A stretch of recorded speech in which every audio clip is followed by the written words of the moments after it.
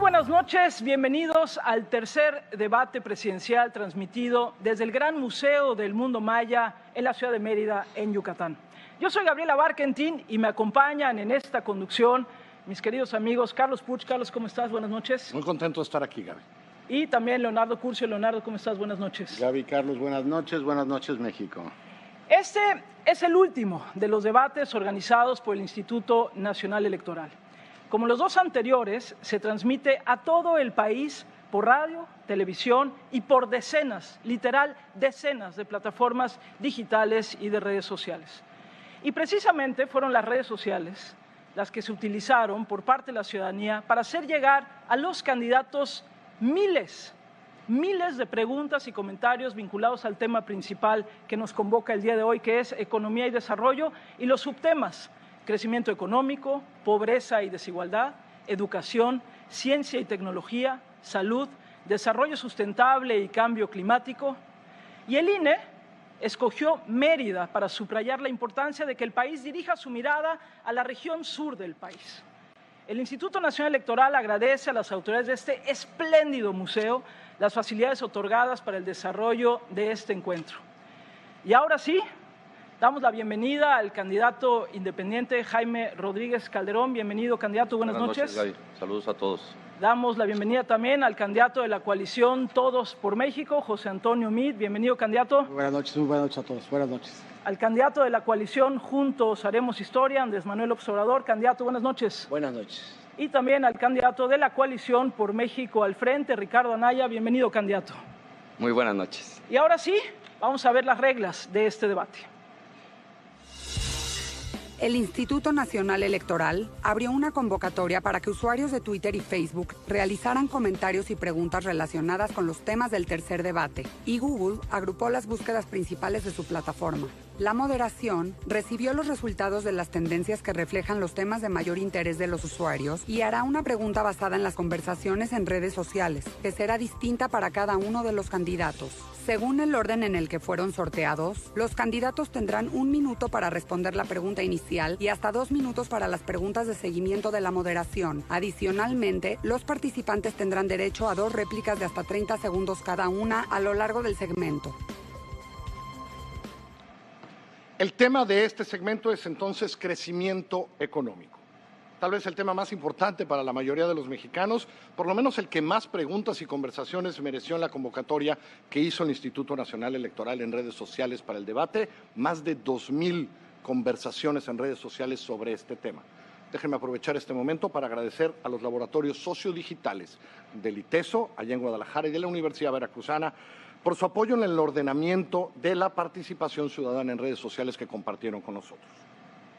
Entre 1992 y 2016, el promedio de crecimiento cada año ha sido de 2,4%.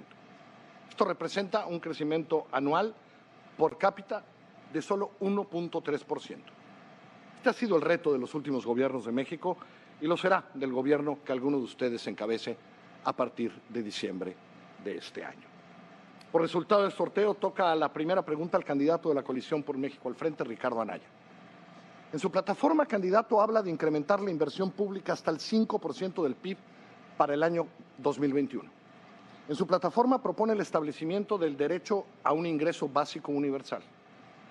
En su plataforma está la propuesta de lanzar una nueva estrategia, dice, de industrialización nacional. Un programa, por ejemplo, que llama de los 1000 días, con 8 compromisos para niños de 1 a 3 años y sus madres.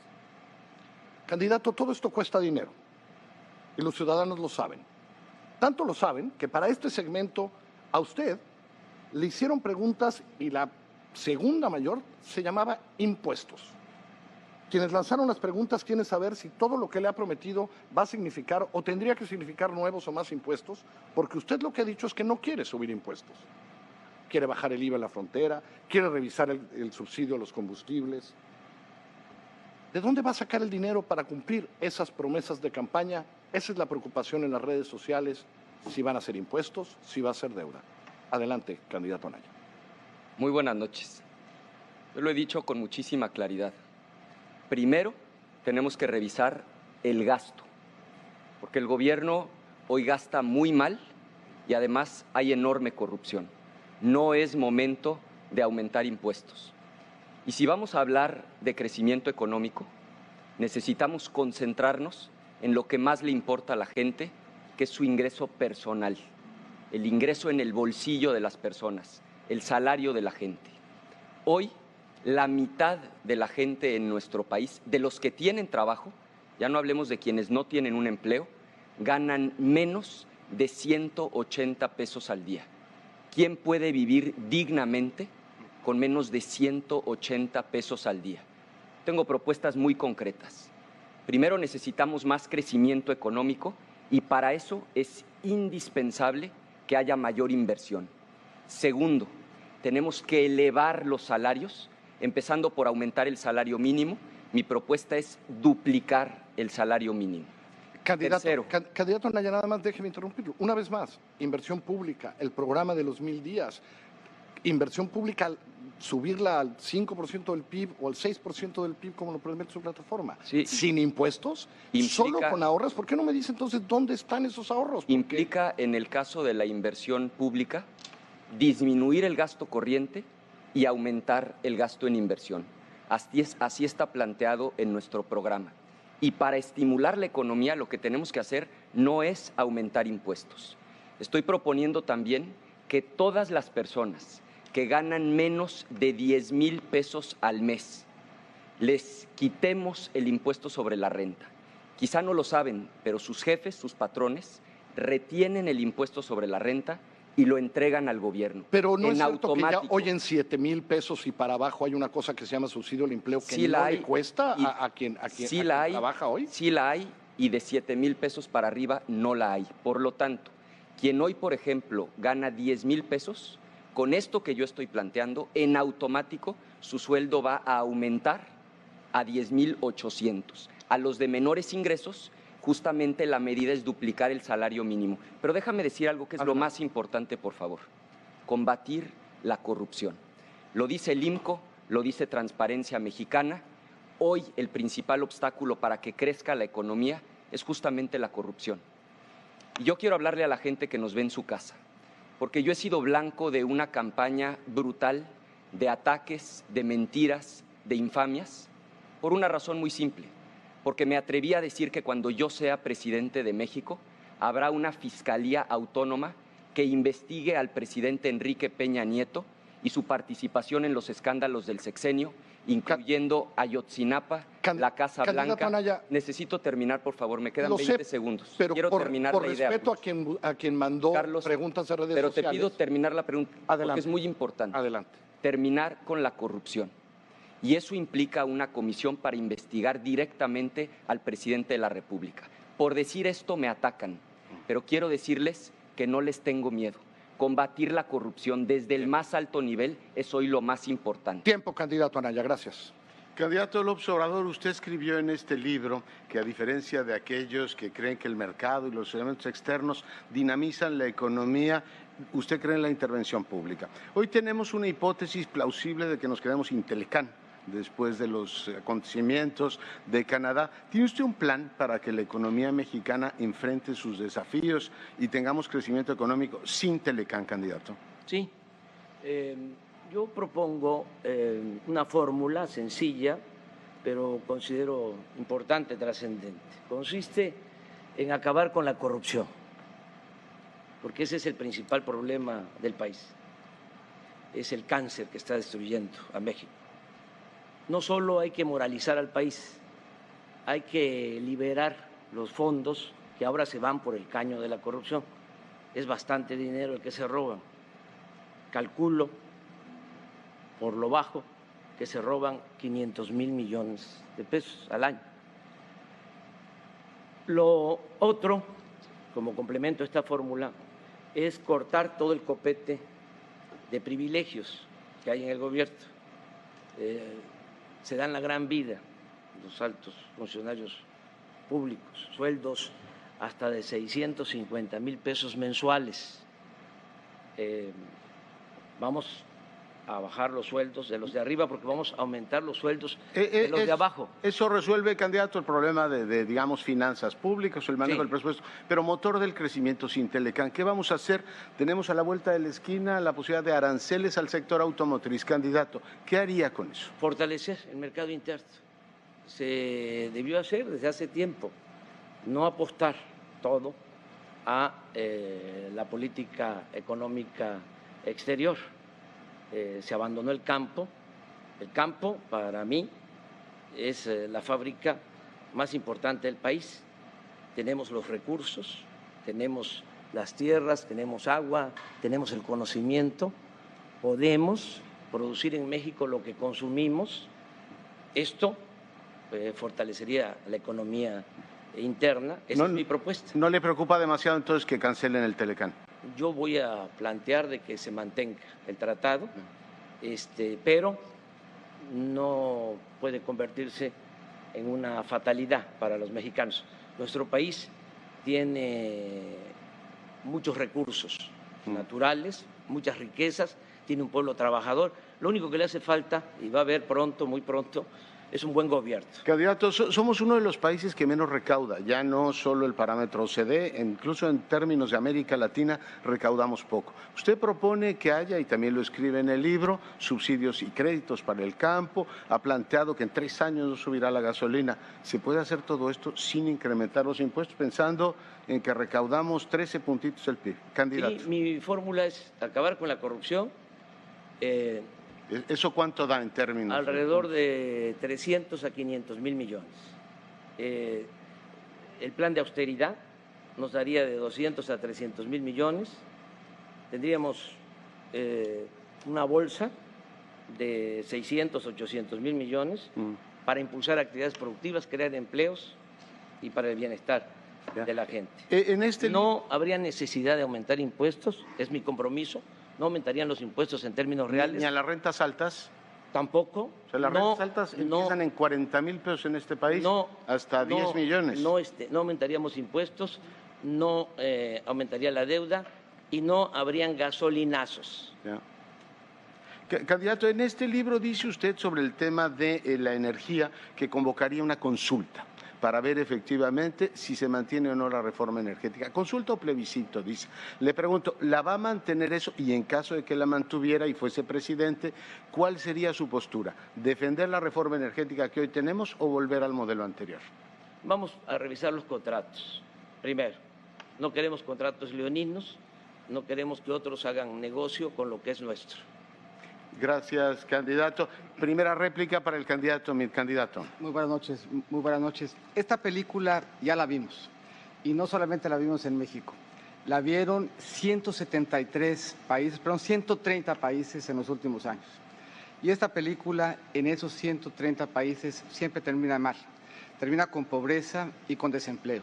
De hacer lo que dice Andrés Manuel, quienes nos están oyendo van a enfrentar primero desempleo y un incremento en la pobreza del 30%. Gracias, candidato.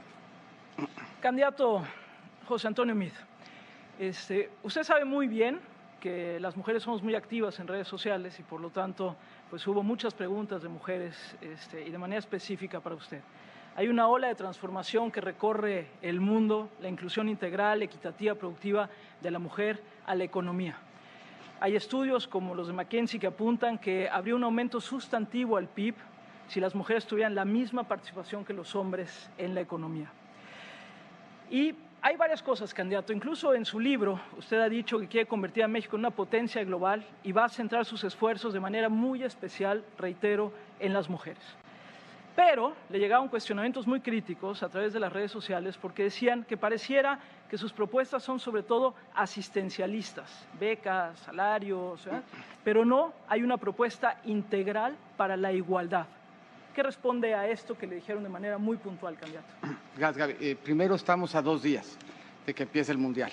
Entonces yo quiero desde aquí, desde el mundo maya, desearle a la selección la mejor de las suertes. Que hagan un Mundial que nos haga sentir muy, muy orgullosos. El tema es bien importante. Si queremos crecer, tenemos que cerrar algunas brechas. Y una de las brechas más importantes que hay hoy en México es la brecha entre el hombre y la mujer, la inclusión sobre todo de la mujer en las alternativas productivas. Y efectivamente, esos estudios señalan que podríamos crecer más o menos medio punto del PIB más si cerráramos la brecha de participación entre el hombre y la mujer. ¿Qué estamos proponiendo? Estamos proponiendo primero estancias y guarderías de tiempo completo y con alimentación. Estamos proponiendo multiplicar por 4 las escuelas de tiempo completo, también por alimentación. Eso implica pasar de 4 a 8 horas en las escuelas. Y estamos efectivamente planteando becas para que las mujeres puedan regresar y terminar, sobre todo secundaria y preparatoria. Y eso les va a abrir mejores alternativas de empleo. ¿Y hay recursos para ello, candidato? ¿De dónde van a salir? Porque es la otra pregunta que nos hacen todo el tiempo. ¿Qué buenas ideas? ¿De dónde va a salir ese dinero? El programa de estancias debe de costar más o menos 4,000 millones de pesos. Eso quiere decir que podríamos duplicarlas sin que genere una presión importante. Y eso nos permitiría tener un piso parejo de apoyo a las mujeres y a las familias para que tengan mayores espacios de participación. ¿Y por qué esto es importante?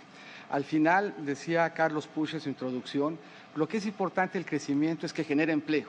O sea, al final el crecimiento así lo medimos, en las oportunidades que tenemos los mexicanos de trabajar. Y quienes aquí estamos hemos tenido oportunidad de ayudar a que esos empleos se generen. Yo he sido 2 veces secretario de Hacienda y las 2 veces que fui secretario de Hacienda se generaron 1.1 millones de empleos. Y decíamos al principio, si nosotros cerramos las brechas podemos generar más. Pero tenemos un elemento que es bien interesante y quienes nos están escuchando en casa seguro les va a llamar la atención. ¿Cuántos empleos hemos generado? Andrés Manuel fue jefe de gobierno de la ciudad. Justo antes de que él llegara, en la Ciudad de México se generaban más o menos 7,000 empleos. Sí. Rosario Robles. Justo después de que él se fue, con Alejandro Encinas, se generaban casi 11,000 empleos. Cuando él fue jefe de gobierno de la ciudad, se generaban solamente 226. Eso quiere decir que lo único que sabe Andrés Manuel es destruir empleo. Déjeme, nada más para no perder el hilo, porque en verdad nos insistieron mucho de contestaran las preguntas que les tenían. Una muy concreta. Usted ha ofrecido de manera reiterada la seguridad social para trabajadoras del hogar. Sí. Es un ejemplo de lo que nos pasa en el país.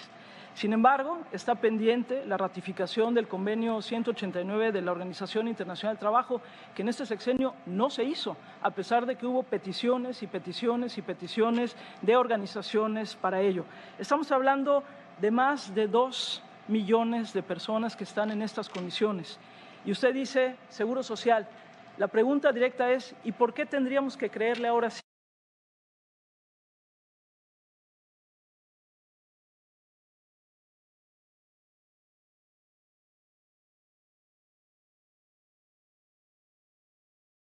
Cuando en este sexenio no se ratificó un convenio que México suscribió en esta materia? Mira, Gaby, son 3 millones de personas las que tenían la posibilidad de accesar al Seguro Social. Y lo que estamos planteando es muy sencillo, que la seguridad social sea para los patrones deducible y que eso permita que incorporen a las trabajadoras del hogar a la seguridad social. ¿Y por qué no se hizo ahora, candidato? ¿Por qué no se hizo ahora? Porque para mí es importante, porque aquí estamos hablando del empleo. Es una película que no vas a ver, porque Andrés Manuel va a volver a perder. Esta película habla sobre la Gran Depresión en México de 2018 a 2024. Esta película solamente la va a ver Andrés, que va a tener mucho tiempo en su rancho terminando esta elección. Gracias, candidato. Candidato Rodríguez Calderón, buenas noches. Tanto en su plataforma como en su página oficial, en entrevistas y declaraciones, ha dicho una y otra vez que usted quiere eliminar el salario mínimo. ¿Sí? Será por eso que en las redes sociales salario fue la segunda palabra más utilizada en las preguntas dirigidas directamente a usted para este segmento. Déjeme tomar una conversación que hubo en Facebook sobre esto del salario mínimo, en donde lo que preguntaban y decían, ¿cómo se va a defender un trabajador frente a un empleador que quiera pagarle menos de lo que hoy es el salario mínimo, que de por sí es insuficiente, y eso lo sabemos todos? ¿Cómo se puede defender? Quiero arrancar con esa pregunta.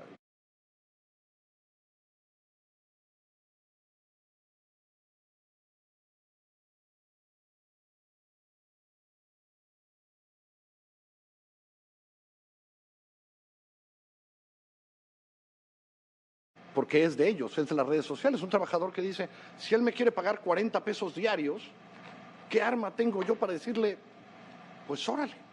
No hay en México alguien que pague 40 pesos diarios. Ningún trabajador va a trabajar por 40 pesos diarios. Lo que yo propongo no es eliminar el salario mínimo, propongo incrementar el ingreso básico de una persona a 350 pesos diarios. Y eso es a partir de lo que originalmente dije, es no cobrarle el impuesto sobre la renta hasta quienes ganen 12,500 pesos, no 10,500, 12,500 pesos. Y eso va a incrementar evidentemente a tener el ingreso básico de 350 pesos. Perdón, usted sí propone eliminar el salario mínimo. Dije, podemos ver la página, podemos ver su página. Es su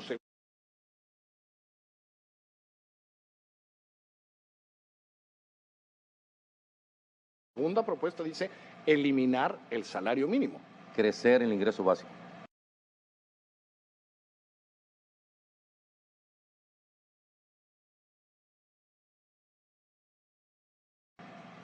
Dice eliminar el salario mínimo. Bueno, te lo estoy diciendo, crecer el ingreso básico.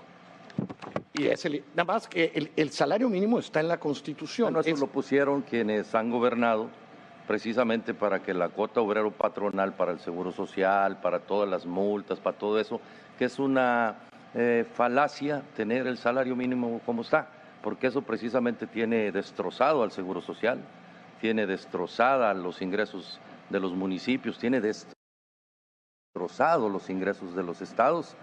Yo gobernando me doy cuenta que las cuotas que cobra son a partir del salario mínimo y eso evidentemente limita la posibilidad de ir creando infraestructura de primer mundo. El Seguro Social debe ser una institución que dé servicio a la comunidad de primer mundo. No la da por esa complicidad que existe del salario mínimo. El salario mínimo nadie lo gana en este país. Evidentemente es algo que tenemos que cambiar.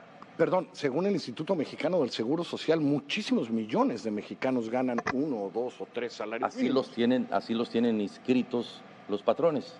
Y eso tiene que terminarse porque evidentemente hoy no puede ser justo que una persona que dura 30 años trabajando termine con una pensión de 1,800 pesos mensuales, que no le alcanza. Por eso Andrés quiere proponer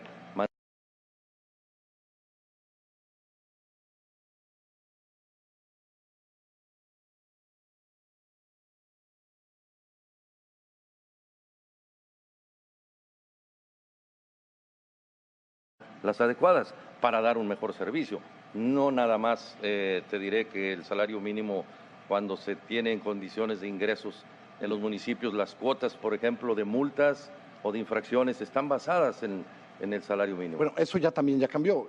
Constitucionalmente cambió ya de hecho está prohibido utilizar, perdón que se lo diga, en la Constitución dice que está prohibido utilizar el salario mínimo como una medida para multas y esas cosas. Siguen existiendo esas cuotas. Bien, pues es inconstitucional. Lo último, bajar IVA e ICR, que usted es el que más quiere bajar impuestos de los cuatro que están aquí. Así es. Y se puede lograr, si me preguntas, como a todos los demás, ¿cómo le haré? Quitando a todos los flojos del gobierno, incluyendo estos 3, los vamos a quitar del gobierno, porque no pueden ganar lo que ganan actualmente. Con los partidos políticos tienen un salario extraordinario. Tiempo, candidato Rodríguez Calderón. No nos quedó claro si usted pidió una réplica. Estaba yo aquí. De una vez, dos sí, cosas. porque parece que había levantado algo. Dos cosas, sí. Mira, réplica 1 de 1 para Andrés Manuel López Obrador. Sí, el problema de México en lo económico tiene que ver con la falta de crecimiento. Durante todo el periodo neoliberal en que MIT ha estado participando, no ha habido crecimiento. Este año la proyección en el mundo es un crecimiento del 4% y en México 2%. Pero esto es 30 años. Si no hay crecimiento, no hay empleos. Si no hay empleos, no hay bienestar. Si no hay bienestar, no hay paz, no hay tranquilidad. Es un fracaso la política económica. Gracias, candidato López Obrador. Réplica 2 de 2, José Antonio Meade. Muchas gracias. Lo que fue un fracaso fue Andrés Manuel en el gobierno de la ciudad. Dice y dice bien, tenemos que crecer mucho más. En México crecimos poco más de 2% en promedio. Con Andrés Manuel la ciudad creció 0.8%. Yo les vuelvo a recordar, imagínense, 266 empleos al mes, cuando antes se generaban 7,000 empleos al mes, apenas antes de que él llegara, y 11,000 empleos al mes después del que se fue. La tragedia fue su gestión en la Ciudad de México. Gracias, candidato Meade. Réplica pidió el candidato Anaya. Adelante, candidato. Muchas gracias. Yo quiero hablarle a las mujeres, porque hoy las mujeres en México, de manera verdaderamente injusta, por hacer el mismo trabajo y con la misma capacitación, en promedio ganan 30% menos que los hombres. Yo me comprometo a que cuando yo sea presidente, eso se va a acabar. Voy a hacer cumplir lo que establece la Ley Federal del Trabajo, que es clarísimo. a trabajo igual, salario igual. Las mujeres van a contar conmigo. Gracias, candidato. Primera réplica del candidato Rodríguez Calderón. Adelante, candidato. Mira, al bajar el ICR y el IVA, automáticamente la gente tendrá más dinero. Vamos también a proponer que se incremente el reparto de utilidades del 10% al 15%. Eso va a potenciar el desarrollo económico de México y evidentemente aquí tiene que haber una condición que permita que el mexicano decida, ¿no? Porque quienes han resuelto que no se haga son los tres partidos que están aquí porque no toman decisiones. Gracias, candidato. ¿Alguien tiene una réplica más en este segmento? Candidato Anaya, por favor. Tengo otra propuesta muy concreta. Bajar el precio de la gasolina, que hoy es injustamente alto. Cuando la gente va a una gasolinería y compra un litro de gasolina magna, paga en promedio unos 18 pesos. De esos 18 pesos, 6 pesos son impuestos, fundamentalmente un impuesto que se llama Impuesto Especial sobre Producción y Servicios. Yo me he comprometido públicamente, y hoy lo reitero, a bajar ese impuesto para que baje el precio de la gasolina, porque es lo justo. Gracias, candidato. Le queda réplica al candidato López Obrador, que ya me la pidió. Candidato adelante. Pero nada más para decirle al señor Mitt de que si fuese así como él lo plantea, pues los capitalinos no nos estarían apoyando. ¿Sí? Y pobremente, sin presumir, estamos ahí 4-1 en la capital de la República en cuanto a intención de voto. Y en cuanto a que van a bajar el precio de la gasolina, si ellos lo subieron, estos dos aumentaron el precio, Falso. Ellos fueron los del gasolinazo, Eso es estos falso. que tengo aquí. Absolutamente. Gracias, candidato López Obrador. Ya el candidato Anaya tiene una réplica más. Gracias. Ah, no, ya no tiene, perdón, ya no tiene réplica, solo que le queda réplica a Rodríguez Calderón. Perdón. Si ven la parte de la tercia maldita les llamo hoy, ¿no? Porque finalmente han destruido a México, los tres tienen sus antecedentes de partidos políticos. El tema económico creo que es el que le duele a los mexicanos. Se tiene que hacer quitando impuestos, obviamente. Yo ya lo hice en Nuevo León. Quitamos impuestos y el gobierno tiene más dinero, porque si bajas la carga fiscal, el gobierno tiene más dinero. El gobierno tiene que reducirse y es lo que yo propongo. Reducir el gobierno, ampliar la base de recaudación. Gracias, se terminó su tiempo, candidato Rodríguez Calderón. Toca ahora esta primera mesa de discusión de la noche de hoy. El tema de la mesa es desigualdad y pobreza. Y en las redes sociales la palabra que más conversaciones causó fue programas sociales. Así, en pobreza y desigualdad fue programas sociales. Hace casi 30 años, los documentos que crearon el Programa Nacional Solidaridad lo justificaban poniendo el número de pobres en 40 millones de pobres en México. De ahí pasamos a Pronasol y a Progresa, a Contigo, a Oportunidades, ahora se llama Prospera.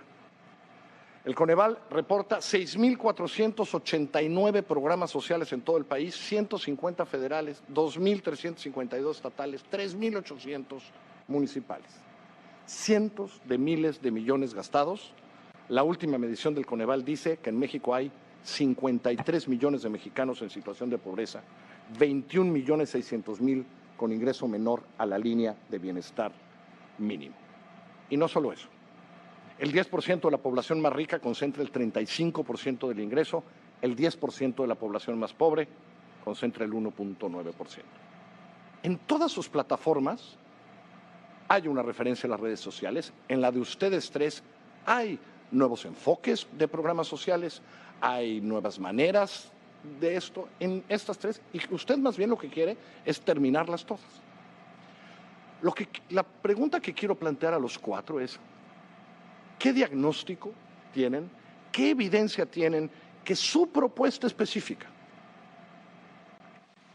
en estos nuevos programas sociales que quieren crear, que quieren aumentar, sí va a impactar de verdad en la pobreza por ingresos, que es la que todos los otros programas parecen no han podido afectar? ¿Qué evidencia, qué dato, qué país lo ha hecho, qué municipio es piloto? Por sorteo arranca José Antonio Meade. Adelante, candidato. Gracias, Carlos. Yo fui secretario de Desarrollo Social y durante mi gestión 2014-2016 salieron 2 millones de personas de la pobreza, tanto de la pobreza moderada que se llama como de la pobreza extrema, 2 millones. Y eso quiere decir que el enfoque que entonces se utilizó es lo que debiéramos de hacer hacia adelante. Y eso es lo que recomienda la Coneval, que la Estrategia Nacional de Inclusión siga hacia adelante. Y eso implica que nosotros resolvamos un problema estructural. Quienes nos están escuchando sabrán, en México hay 48 millones de jóvenes que no terminaron la preparatoria. Ahí está nuestro principal problema. Mientras no corrijamos el tema educativo, mientras en México no trabajemos para que todos los jóvenes terminen la preparatoria, nos va a costar mucho trabajo que un empleo, que es la única forma de fondo de resolver el problema, resuelva el entorno de oportunidades que necesitamos. Y para que terminemos la preparatoria hay que hacer varias cosas. Se acabó en este momento su tiempo. ¿Quién quiere? Candidato Anaya, sí. Adelante. Bueno, primero hacer una aclaración, porque López Obrador está faltando a la verdad. Aquí está la votación para el precio de la gasolina, los impuestos relativos a ella, 17 de octubre de 2013. ¿Quiénes votamos en contra? El número 8, Ricardo Anaya Cortés. Entonces, aclaración hecha. Eso que dijo López Obrador es mentira y soy el único candidato que me he comprometido a bajar el precio de la gasolina y ya expliqué cómo lo voy a hacer. Gracias, candidato. Segundo. ¿Cuál es la evidencia, el dato que su propuesta de apoyo de tal, que es básicamente el IVU, puede funcionar mejor que otras cosas que hemos tenido en México que no han funcionado? Lo primero que hay que entender es que la mejor política social que existe es el empleo, el trabajo bien pagado. Nada sustituye un empleo bien pagado. Pero yo quiero un gobierno que además haga una verdadera acción social. Y para eso estoy proponiendo un sistema de protección social universal. La clave es dejar de utilizar los programas sociales para controlar política y electoralmente a la gente en pobreza y verdaderamente ayudarles a salir adelante. ¿Cómo? Primero, infraestructura básica. Muchísima gente que hoy nos está viendo no tiene agua potable en su casa todos los días. Eso es inaceptable en pleno siglo XXI. Segundo, política de ingreso. Ahí entra el ingreso básico universal. Tercero, educación de calidad. Cuarto, salud. Y la clave del sistema es no usar los programas sociales para controlar políticamente a los pobres, sino realmente para que puedan superar la condición. Ahora me tocará hacer algunas repreguntas, pero candidato López Obrador, usted propone uno nuevo que tiene que ver con el de los jóvenes, con las becas a los jóvenes, y doblar uno de hace mucho tiempo, que es el de los adultos mayores. Ayúdame a entender por qué esto de verdad va a cambiar los números de pobreza que no han cambiado en el país en tanto tiempo y nuestros porcentajes de desigualdad. ¿Qué evidencia tiene para decir ahora sí esto va a cambiar los números en México seriamente? Lo que va a moderar la indigencia y la opulencia, como diría Morelos, es el combate a la corrupción, acabar con la corrupción. Está demostrado que en los países donde no hay corrupción no hay pobreza, no hay inseguridad, no hay violencia. Suecia, Dinamarca, Noruega, Finlandia, Nueva Zelanda. Ahí en esos países la clase mayoritaria es la clase media. En nuestro país, desgraciadamente, por la corrupción, la clase mayoritaria es la clase pobre. Solo unos cuantos acumulan fortunas al amparo del poder público y mediante la corrupción. Pero entonces, la pobreza no es estructural, no es de un sistema económico, sino es causada por la corrupción. La corrupción es la causa principal de la desigualdad social y económica en el país. Ese es el principal problema. Ahora, ¿cómo llevar a cabo acciones para combatir la pobreza?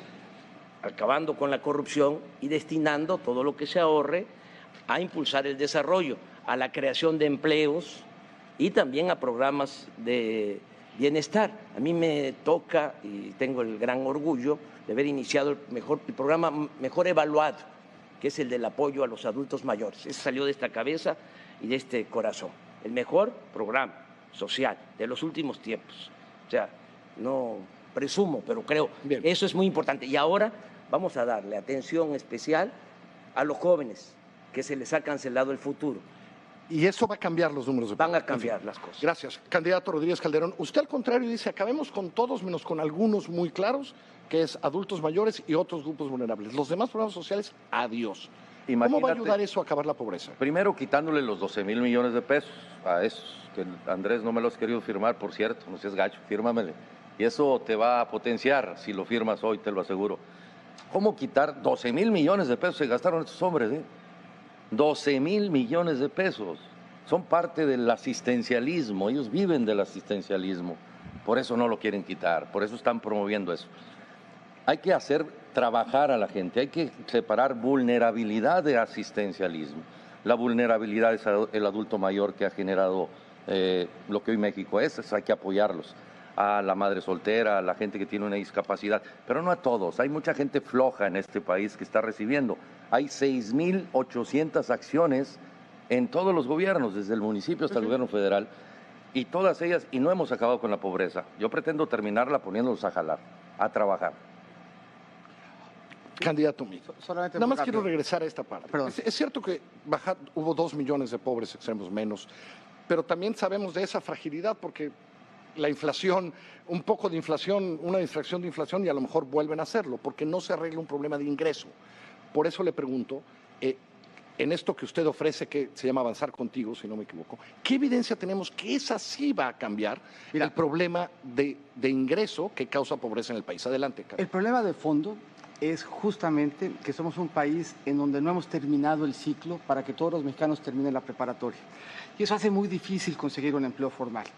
Tenemos que hacer todo lo necesario para que se termine la preparatoria, que llegue agua a tu casa, que tengas drenaje, que haya un buen transporte público, que tengas resuelto tu problema de salud, que tengas resuelto tu problema de alimentación. Si vamos resolviendo todo eso, vamos a ir moviéndonos hacia que se termine la preparatoria y si se termina la preparatoria, vamos a mover a México un mejor entorno de oportunidades. Decía Andrés Manuel que la generación de pobreza es corrupción. Déjenme darles 2 resultados. Cuando Andrés Manuel fue jefe de la Ciudad de México, se generaron 370,000 nuevos pobres. Eso alcanza para llenar el Estadio Azteca 4 veces. Cuando yo fui secretario, salieron 2 millones de mexicanos de la pobreza. Esos son 20 estadios Azteca. Con esa métrica, uno de los gobernadores más corruptos que hemos tenido es Andrés Manuel, porque es de los pocos que ha generado un incremento Tiempo, candidato. Por alusiones quiere intervenir en este momento. Está muy Candidato Anaya. desesperado yo qué culpa tengo de que estén ustedes empatados. Andrés, empatados hasta 370,000 pobres. hasta Eso abajo, está sobre tu conciencia. hasta abajo y piensan que aquí en el debate van a remontar 30 puntos que les llevo. O sea, yo entiendo pues que estén desesperados, pero serénense. No. O sea, Candidato Anaya, regreso a mi pregunta. ¿El IBU va a arreglar el problema de pobreza? ¿Usted cree que van a cambiar ¿Puedo los números antes en cuánto replicar tiempo? Es su tiempo, es su bolsa de tiempo, puede hacer lo algo que quiera. que se ha dicho? A ver, esto es algo muy serio. Aquí estás, Andrés Manuel, con tu amigo, el ingeniero Riobó. Este señor participó para él hacer el proyecto de las pistas del nuevo aeropuerto. Era un contrato de 1,000 millones de pesos, lo perdió. Ya que lo perdió, se presentó con López Obrador en las instalaciones del nuevo aeropuerto para echar pestes del proyecto y para proponer que mejor se hiciera en otro lugar. Te has convertido, Andrés Manuel, en lo que tanto criticabas. Como los del PRI, ya tienes también tus contratistas favoritos. Contesta sin chistes, sin payasadas, ¿sí o no? Cuando fuiste jefe de gobierno, a Riobó le otorgaron contratos por asignación directa, sin licitación, sin concurso, por 170 millones de pesos. Contesta sí o no. No tiene sentido lo que planteas. Te digo que no. Yo no soy corrupto. A mí me pueden ¿Dices llamar. que no es cierto? No. Mira. ¿Y si te lo demuestro, renuncias a la candidatura? No. Si te presento los contratos, ¿renuncias a la candidatura? Si te presento los contratos por 170 millones. No soy corrupto como tú. Si te presento los contratos, ¿renuncias a la candidatura? Candidatos, les voy a pedir. Si te presento los contratos, ¿renuncias a la candidatura? Candidato Anaya, por respeto a la gente que mandó sus preguntas, les voy a pedir, después de este intercambio, que regresemos al tema. Le voy a pedir al candidato Rodríguez Calderón que utilice su tiempo para hablar Mexicanos, de vean. cómo va a acabar con la desigualdad acabando con las redes sociales y con su plan económico. Mira, en Nuevo León es el único estado que ha terminado casi con la pobreza extrema, ya no existe. Terminamos con el asistencialismo y la gente se puso a jalar. Hay que generar empleos, Y para generar empleos necesitamos no gastarnos el dinero en lo que no se debe de gastar. El gobierno puede generar muchas condiciones de incentivos, no solamente económicos, sino también potenciar la libre empresa, el libre negocio, la libre oportunidad. Y para eso hay que generar los fondos necesarios como para que tengamos, por ejemplo, la reducción a la jornada laboral de la mujer. Eso sería grandioso. En Nuevo León lo hicimos. ¿La reducción? Sí. ¿Es decir, que las mujeres trabajen menos? Así es. En Nuevo León ya lo hicimos a partir de un acuerdo con los empresarios, y los empresarios reducen la jornada laboral y el Estado les subsidia a través del impuesto sobre la nómina ese salario. Eso potencia la posibilidad de que la mujer pueda tener mejores condiciones en su casa, en su tranquilidad y evidentemente en la conducción de su familia. Hay muchas mujeres que trabajan y que evidentemente no reciben los apoyos que el gobierno tiene para otras gente. Hay trabajadoras que trabajan mucho tiempo y no reciben el asistencialismo. Vamos a reducir el asistencialismo, claro que lo vamos a reducir, poniendo a trabajar a la gente. Gracias.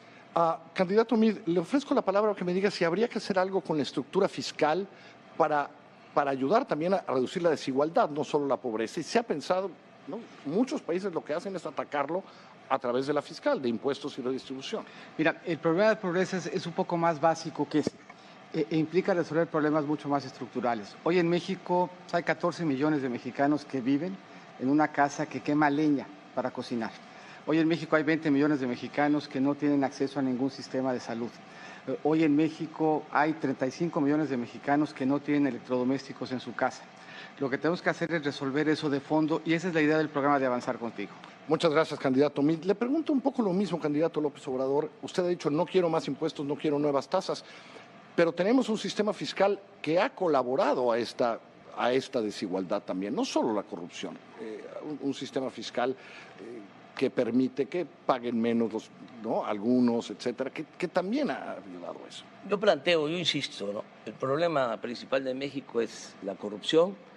Se puede medir en los últimos 20 años, pasamos del lugar 60 en corrupción en el mundo al lugar 135. O sea, creció la corrupción en México. Somos, desgraciadamente, y da pena, de los países más corruptos del mundo. Tiempo, candidato López Obrador. Candidato Anaya. Me quedan 11 segundos. En estos momentos, en esta página de internet, van a poder ustedes encontrar las pruebas de que efectivamente le dio esos contratos por 170 millones de pesos. Tiempo, candidato Anaya. Los últimos 15 segundos los tiene el candidato Rodríguez Calderón en esta mesa de discusión.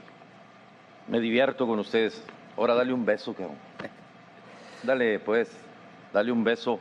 México necesita de la unidad de todos, no de los pleitos. Los tres tienen ese mismo problema. Se pelean entre ellos y no dan soluciones.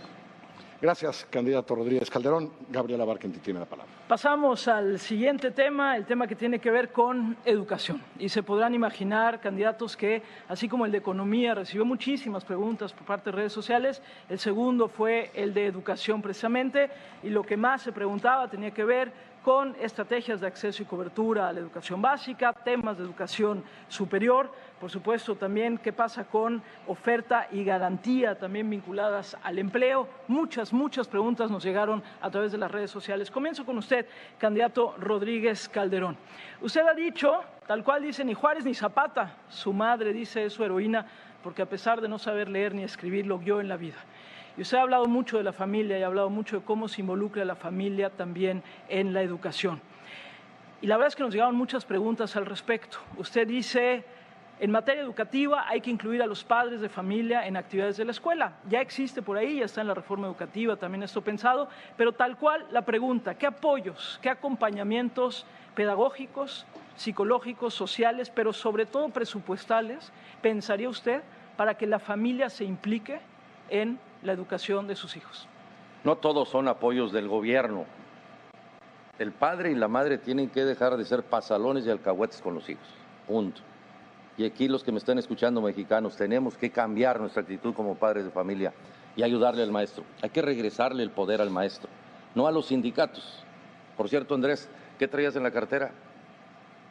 ¿No traías ahí una fotografía del Bester Gordillo? No, fíjate que ahora no la traje. Ah, bueno, O sea, está bien. por precaución. Perdón. Entonces, el poder al maestro, no al sindicato. No se puede hablar con el maestro si no tiene un buen salario.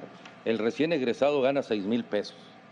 Debería de ganar aproximadamente arriba de 15,000 pesos. Hay más de 200,000 maestros que no tienen un trabajo estable. Existen todos los maestros de inglés que no tienen un salario digno. Entonces, ¿cómo podemos avanzar en eso? El padre de familia tiene que involucrarse y evidentemente para involucrarse tenemos que trabajar con ellos a partir de que el maestro tenga mejores condiciones en la escuela y menos tiempo de trabajo. Y usted ha dicho, candidato, que hay que revisar la reforma educativa. Usted ha dicho no echarla para atrás, pero revisar la reforma educativa. Le preguntan directamente, sobre todo, usted dice modificaciones en la Ley de Servicio Profesional Docente. ¿A qué se refiere de manera específica? Que no es lo mismo Oaxaca que Nuevo León, no es lo mismo Chiapas que Baja California. ¿Y eso no está contemplado hoy en la No está contemplado la reforma? regionalización en términos de los avances de la reforma. Y creo que si la regionalizamos, yo le ofrecí a los maestros de Oaxaca irme allá a Oaxaca a hablar con ellos para entender cuál es la razón. Creo que los candidatos no debemos de ser todólogos, tenemos que escuchar al maestro, tenemos que darle la oportunidad que nos diga cuál es la razón por la que no está contento y conforme. Y ninguna reforma en este país tiene que ser a chaleco. O sea, tenemos que ver cuál sí y cuál no, qué modificaciones se tienen que hacer, pero siempre en la cordialidad para que México avance en ese sentido. El maestro es fundamental para el avance del país. Y creo que aquí nosotros hemos fallado en la comunicación con ellos, tenemos que hablar mucho más con ellos. Ellos pueden cambiar todos los problemas que hoy tenemos en México, ¿no? Hay dos temas más, candidato, que llegaron sobre todo preguntándole a usted y tienen que ver con deserción escolar. Me va a permitir leerle un mensaje que es representativo de todos los que le llegaron a usted. Dice, soy un estudiante a punto de egresar del nivel medio superior. Muchos aspirantes como yo buscamos un lugar en una escuela de nivel superior, pero la problemática surge por la falta de escuelas, ya que a mí me quedan lejos de donde vivo. ¿Cuál es su propuesta? Se la manda directo a usted. ¿Cuál es su propuesta para que estudiantes como yo, que buscan prepararse en el nivel superior, tengan la oportunidad de estudiar e incluso de trabajar a la vez? La educación a distancia. Hoy la tecnología nos permite tener una gran cobertura en México. Creo que los jóvenes podrán estudiar en su casa o en su propio trabajo, cuando trabajan y estudian a la vez. La educación a distancia utilizando la tecnología. Eso va a terminar con las deserciones escolares y abrirá espacios enormemente. Podremos hablar con las universidades privadas y las escuelas privadas que tienen espacios. En lugar de construir más, podremos a partir de ahí nosotros subsidiar a ese joven la entrada a una de esas escuelas. ¿Y de dónde va a salir todo ese recurso? Corriendo a todos los flojos del gobierno. A todos los flojos del Así gobierno. es. Corriéndolos, de todos los niveles. Incluyendo a estos tres, para que ya no se peleen. Esa va a ser la bolsa para que usted Claro, haga con lo que 12,000 tenga que millones hacer. de pesos, 12,000 millones de pesos que ellos se gastan, que fácilmente podríamos sostener a muchos miles de jóvenes, ¿no? La última pregunta que le hacen llegar, si tuviera que elegir un nivel educativo para darle prioridad en México, ¿a cuál nivel le daría prioridad y por qué? Tenemos que trabajar mucho en el nivel técnico superior, porque hoy es la parte que demanda la industria y la empresa que estamos teniendo en México. A ese es al que usted le daría prioridad. Así es. Y por último, ya que nos quedan unos minutitos, se hablan también de la deserción en secundaria. Nos dicen 8 de cada 10 estudiantes no alcanzan los conocimientos necesarios del nivel educativo y se van. No es solo por un tema de dinero, sino también es un tema de que no pueden seguir en la escuela. Es la etapa más difícil de una persona, esa edad, de la edad de la adolescencia, en donde el padre y la madre tienen mucho que trabajar en eso. Trabajaremos con los padres para ayudar a que sus hijos se conserven en las escuelas. O sea, usted está en los padres. Así es. Gracias, candidato. No le carguemos todo a los maestros, ¿eh? Los padres tenemos mucho que ver en esto. Gracias, candidato. Candidato Anaya, déjeme retomar la conversión justo donde la dejaba mi compañera Gabriela Barquetti, la secundaria. Es una auténtica zona de desastre. Según planean, nuestros chicos no se expresan bien y no saben hacer operaciones complejas. ¿Tiene usted un plan concreto para atacar el problema de la secundaria en nuestro país? Sí, en términos generales tenemos un reto doble. Por un lado tenemos un reto de cobertura y por otro lado tenemos un reto de calidad educativa. Entonces, efectivamente, para que haya mejor calidad, la reforma educativa plantea justamente, en su parte correcta, dar herramientas a las maestras y a los maestros para que puedan hacer mejor su trabajo. El problema, y hay que decirlo con toda claridad, es que la reforma se ha implementado muy mal. Yo estoy en contra de ambos extremos. Cancelar la reforma, como propone López Obrador, implicaría permitir que se vendan plazas, que se hereden plazas, que los ascensos se den para aquellos que asisten a marchas, a plantones, pero también lo digo con toda claridad, ¿por qué se ha implementado mal la reforma? Y esto contesta la pregunta. Porque la reforma educativa se trataba, doctor Curcio, de mejorar la educación, no de castigar a las maestras y a los maestros. A eso voy. No para castigar a las maestras y a los maestros. Para que nos demos una idea de la gravedad, hoy se está gastando el triple en las evaluaciones de lo que se gasta en la formación y en la capacitación de los maestros. ¿Qué se requiere? Más capacitación para las maestras y para los maestros. Y doy un dato que pinta de cuerpo entero el desastre y con esto termino la idea. Este gobierno gastó más dinero en publicidad, en este caso de una persona, del secretario de Educación Pública, por cierto, el coordinador de campaña de José Antonio Meade, más dinero, 1,963 millones, que lo que gastaron en la formación y en la capacitación de 1 millón de docentes. ¿Qué tenemos que hacer? Invertir la fórmula, gastar más en la formación y en la capacitación de los maestros. Brevemente para pasar a otro tema que hay un montón que le preguntan. ¿Usted cree que las pruebas deben ser las de evaluación de los jóvenes, muestrales o censales? Creo que debe haber muestras censales y segundo, pruebas censales y que se debe de modificar el momento en el que se están realizando. El problema es que actualmente se realizan cuando los niños, por ejemplo, ya terminaron la primaria. Y nos estamos enterando cuando ya están en secundaria de las carencias que tienen. Necesitamos invertirlo, lo explico, para que la prueba de manera censal se haga en quinto de primaria, antes de que terminen la primaria, y de esa manera se les puedan dar los conocimientos que les faltan para secundaria. Y concluyo, y lo mismo para secundaria. En lugar de hacer la prueba cuando los resultados están en primero de prepa, hacerla en segundo de secundaria. Mire, Fátima le pregunta sobre el tema de universidades, que aparece mucho en la conversación de redes sociales. Dice, ¿qué va a hacer usted para desarrollar el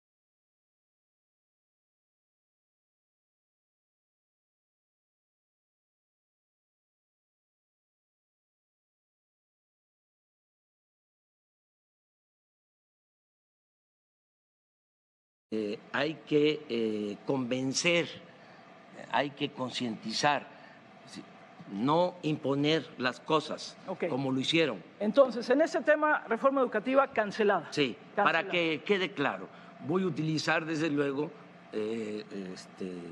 mis facultades como titular del Ejecutivo, tengo que enviar iniciativas al Congreso, pero en lo que a nosotros corresponde políticamente, la decisión que hemos tomado es que se cancela la mal llamada reforma educativa, que no es en realidad una reforma educativa.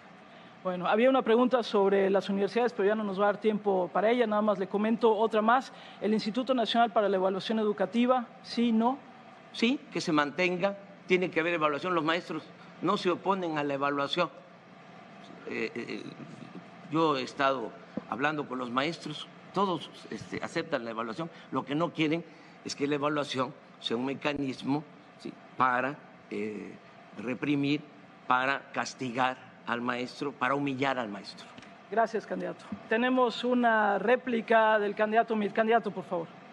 En español, y para ser muy claro, cancelar la reforma educativa implica cancelar el futuro de tus hijos. Implica echar por la borda la posibilidad de que aprendan inglés, implica echar por la borda la tecnología. Y que me oigan muy claro los maestros, yo estoy absolutamente de sus lados, les voy a pegar mejor, van a tener absoluta certeza laboral, junto con Nueva Alianza vamos a hacer equipo, pero por favor, por sus hijos, no lo pongan cerca de la educación. Gracias, candidato. Tiene réplica el candidato Rodríguez Calderón. Más una pregunta, Andrés.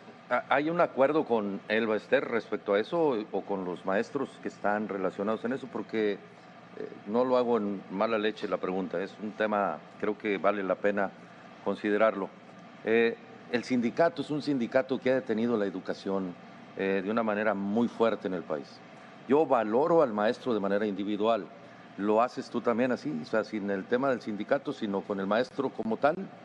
Sí, esto tiene que ver... Gracias, candidato. ¿Quiere réplica? Sí, candidato, sí, por esto favor. tiene que ver con todas las expresiones, tiene que ver con la CENTE, tiene que ver con el CENTE, con todos los maestros.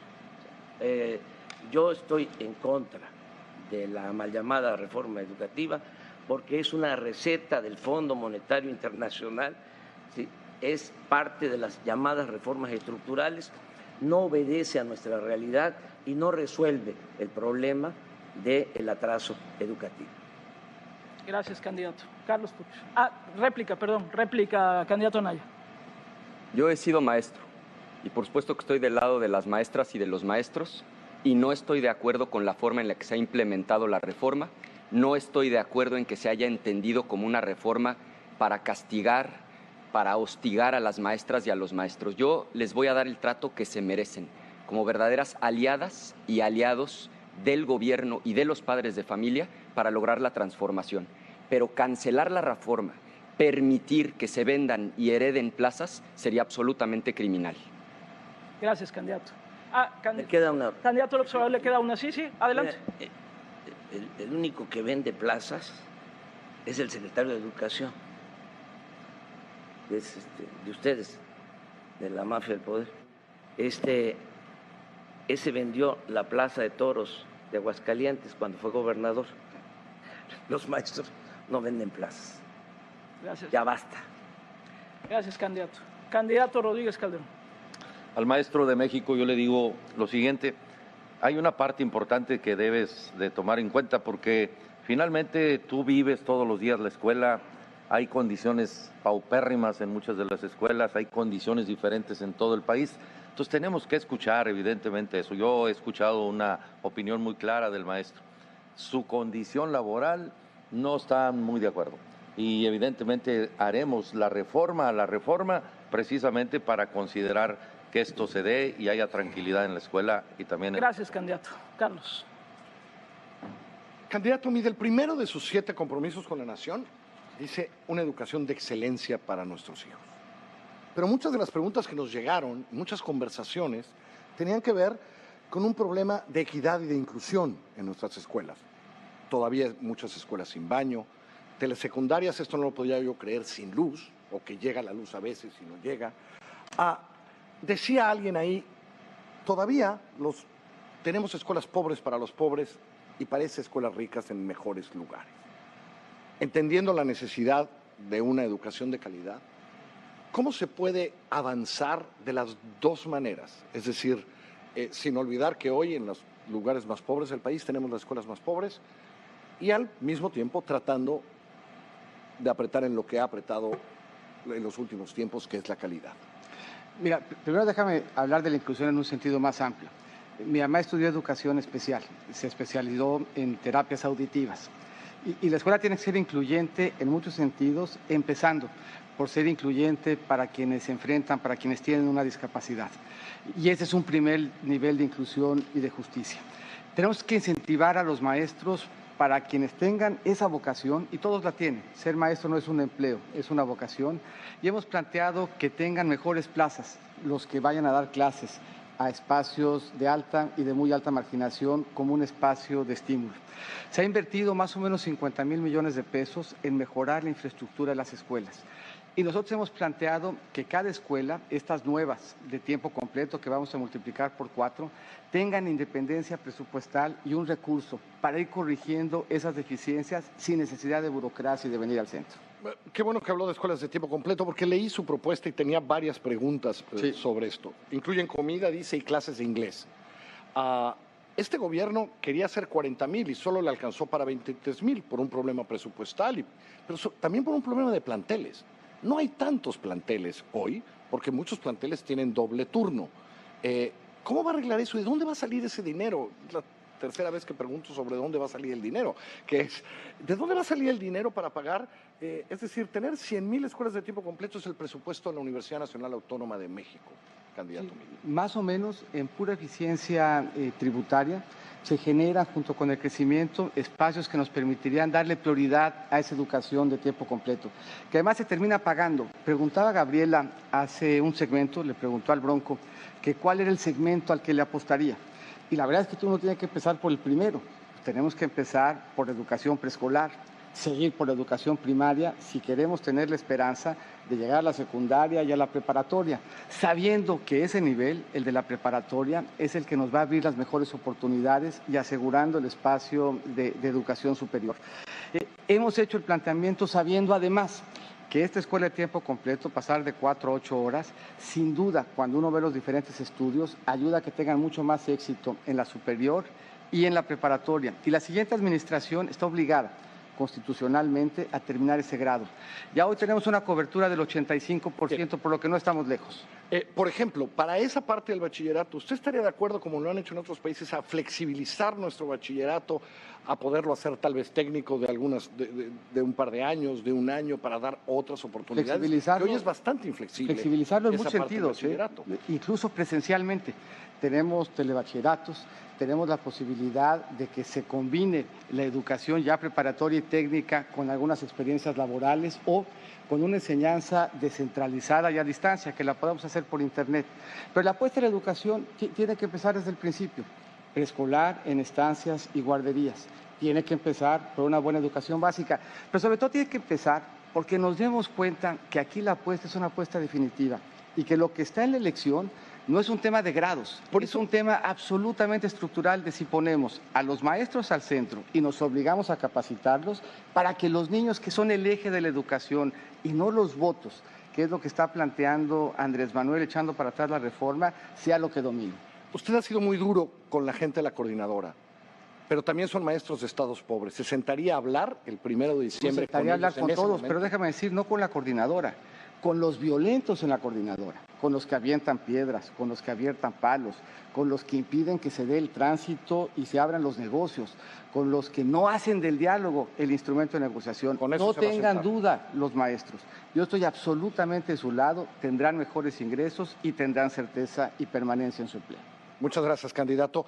Pidió una réplica el candidato Anaya, ¿no? No tenemos, solo tiene réplica el candidato Anaya, de hecho. ¿Lo quiere usar? Exacto. Sí. Hoy casi tan importante como estudiar una carrera para poder tener un mejor salario es saber hablar inglés. Y por eso yo propongo que, como ya lo han logrado otros países como Uruguay, aprovechemos las tecnologías. Hay 35 millones de personas de origen mexicano viviendo en Estados Unidos. con educación a distancia, podemos lograr formar a nuestros maestros y a nuestros alumnos. Yo me comprometo a que en mi sexenio todos los niños en México tengan la oportunidad de aprender a hablar inglés.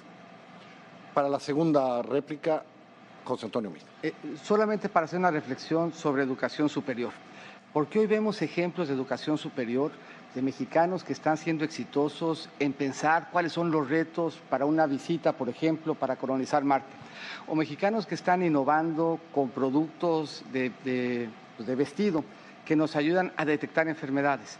Pero también tenemos universidades como la Autónoma de la Ciudad de México, que en 15 años y después de 10,000 millones de pesos, solo ha titulado a 1,450 estudiantes. De nuevo, no podemos... Tiempo, candidato Meade. Tiempo, candidato Meade. Gabriela. Vamos al siguiente segmento. El siguiente segmento, igual que el de pobreza y desigualdad, ahorita vamos a hablar de ciencia y tecnología. La idea es que sea una mesa de debate entre los candidatos. Y cuando hablamos de ciencia y tecnología, pues también les comento, y ahí ustedes lo pueden ver en las redes sociales, muy activa la comunidad de ciencia y tecnología en nuestro país. Y hoy, que no se nos olvide, nos encontramos en el Gran Museo del Mundo Maya. Y los mayas, si muchas cosas nos dejaron, entre ellos nos dejaron un pensamiento científico y avances tecnológicos que sin duda transformaron a la humanidad. Y por eso arranco, candidato López Obrador, con usted. Y la pregunta sería, tomando la ciencia y la tecnología, ¿qué país nos ofrece usted desde la ciencia y la tecnología? Bueno, un país que destine más recursos a la ciencia, a la tecnología. No se cumple la ley, se establece de que debe destinarse el 1% del Producto Interno Bruto, se está destinando la mitad a ciencia y tecnología. Necesitamos avanzar. Tengo aquí unos datos en el índice global de innovación, por ejemplo, en 2007 teníamos el lugar 37 en el mundo y en 2017 el lugar 58, es decir, hemos retrocedido como en todo, desgraciadamente, ¿no? Yo voy a proponer, aprovecho esta oportunidad, anuncio que la doctora María Elena Álvarez Bullá Roses, sí. Especialista. Tiempo, candidato, ahorita regresamos con usted. Tiempo, sí. Candidato, lo agarró el tiempo. Le hago la misma pregunta a usted, candidato Meade. ¿Qué país nos ofrece desde la ciencia y la tecnología? Mira, hay 1.2 millones de mexicanos altamente capacitados que están viviendo fuera de México. De esos, según una encuesta de CONACYT, el 70% están dispuestos a regresar. Lo que tenemos que hacer es generar las condiciones para que aquí en México, esos mexicanos altamente capacitados, más los que estamos formando aquí, tengan un marco en las universidades, con el sector privado, con la academia, para empezar a innovar y para empezar a resolver problemas con la ciencia y tecnología al mismo tiempo que incrementamos nuestro conocimiento de educación básica. Y la ciencia y la tecnología nos pueden ayudar a resolver muchos problemas. Nos pueden ayudar a resolver problemas de salud, nos pueden ayudar a resolver problemas de identificación. Nosotros podríamos, en el primer año de la siguiente administración, de mi administración, permitirle a todos los mexicanos con ciencia y tecnología que se identifiquen con su huella, que la huella sea la llave de entrada para todos y cualquiera de los trámites, con la idea de hacerles la vida mucho más sencilla. Gracias, candidato. Le pregunto exactamente lo mismo a usted, candidato Ricardo Anaya. ¿Cuál sería la visión de México que tiene usted desde la ciencia y la tecnología? Yo no quiero echar rollos, yo voy a ser muy práctico. Tener un aparato como no puede estos… sacar el celular. No tiene pilas, se lo enseñé al doctor Curcio antes de que empezara el debate para que estuviera claro. Tener un aparato como estos hoy ya no es un lujo, es una necesidad. Un aparato como estos le sirve a un campesino para revisar los precios de su cosecha y evitar abusos del intermediario. A una persona que tiene diabetes para poder mandar a su médico sus niveles de azúcar sin tener que trasladarse al centro de salud o al hospital. A un joven que vive en una comunidad rural alejada, poder tomar un curso en línea, aprender otro idioma. Hay 30% de la población mexicana que aún no tiene acceso a estas tecnologías. La desigualdad del siglo XXI en buena medida va a ser la desigualdad digital y tecnológica. Yo me comprometo a que en mi sexenio todos los mexicanos estarán incluidos, todos contarán con un dispositivo, tableta o celular, justamente para poderse insertar de lleno en el siglo XXI. Gracias, candidato Anaya. Candidato Rodríguez Calderón, la misma pregunta. Crecer del 0.5 del PIB al 1.2 para igualarnos en principio a España y luego seguir con Corea y luego con Alemania. En los porcentajes de inversión para la ciencia y la tecnología y los datos que se necesitan en México. Hasta ahora no se ha logrado. ¿Cómo lo logrará usted? Pues teniendo el dinero lo tenemos. El dinero existe en el gobierno, mal usado, obviamente. El asistencialismo se lleva 1.5 billones de pesos, pues de ahí vamos a tomar para esto. Tecnología para la seguridad, tecnología para vender, tecnología para educar, tecnología para gobernar. Eso es algo que sé hacer. Soy un adicto a la tecnología y no se requiere mucho dinero para eso. Tenemos que tener un gobierno tecnológico y eso quitará muchos burócratas que no son necesarios en el gobierno. Tenemos que potencializar. Solamente el programa México Conectado tiene 916 millones en el presupuesto. Hay que duplicarlo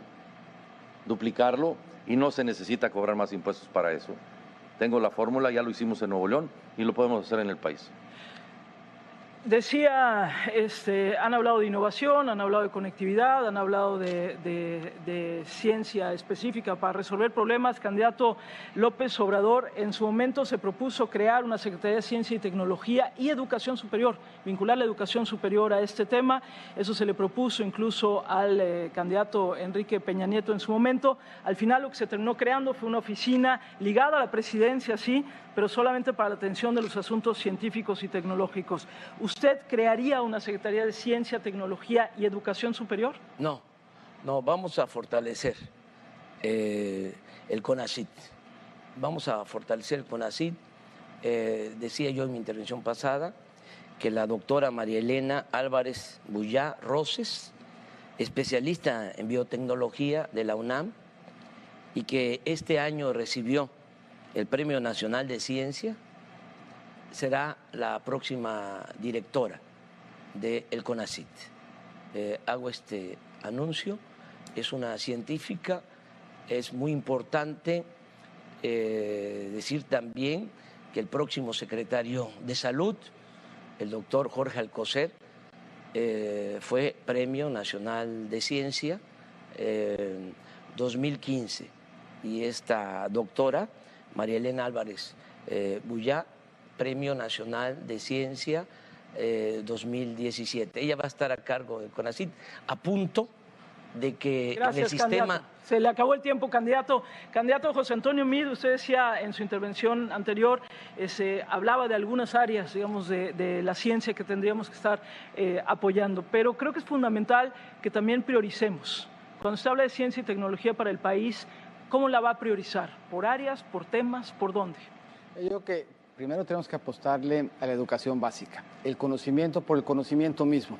Y eso nos va a ir ensanchando nuestro universo de entendimiento y nos va a ir dando posibilidades de participar en un diálogo global.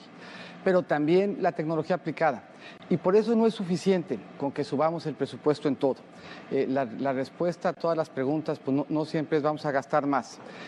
En este caso quiere decir pues, que vayamos mejorando la forma como se habla, el sector privado, la academia y las áreas de investigación para que podamos resolver problemas. Por ejemplo, un problema que se puede resolver con tecnología pues, es el de seguridad y el de corrupción. Podemos darle seguimiento a los flujos del dinero y haciéndolo, y es un tema bien importante y bien grave. Aquí Andrés Manuel nos dijo la sesión anterior que le iba a donar dinero a los damnificados, que les iba a dar 103 millones de su partido, gasto de su partido, un poquito como dice el Bronco. ¿Qué fue lo que hizo Andrés Manuel? Y para eso sirve la ciencia y tecnología. Redondeó la idea y termino. Se acabó su tiempo, candidato, se acabó su tiempo. Ahorita podemos volver otra vez con usted.